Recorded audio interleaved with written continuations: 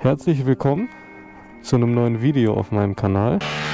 Das hier ist mein Jahresabschlussvideo für die Saison 2024. Wir haben genau da hinten gestartet dieses Jahr mit dem ersten Motovlog und ich wollte auch hier an dem Ort das Jahr beenden. Symbolisch. Noch nicht da unten, weil hier ist die Sicht viel geiler, die Aussicht. Guck mal bitte,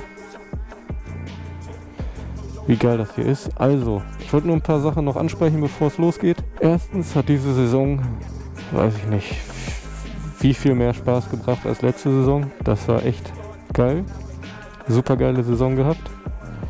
Das Video produzieren, Video machen, hat dieses Jahr auch nochmal mehr Spaß gemacht. Ich weiß nicht, woran das lag, aber es hat auf jeden Fall viel mehr Spaß gebracht dieses Jahr nochmal. Dann möchte ich mich auch bei allen Leuten bedanken, die meine Videos gucken, die abonniert haben, die kommentieren, die bewerten. Ja, einfach riesengroßes Dankeschön an jeden, der meine Videos guckt, bewertet, kommentiert. Wirklich vielen Dank.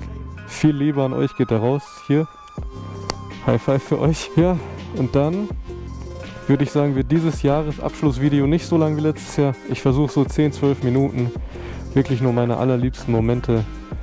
Und dann würde ich sagen, Jungs und Mädels, wie immer, bei egal was ihr macht, passt auf euch auf. Wenn ihr auf dem Motorrad unterwegs seid, ride safe. Ich versuche im März wieder loszulegen. Also, viel Spaß mit dem Jahresabschlussvideo. Ich bin raus und ab geht's.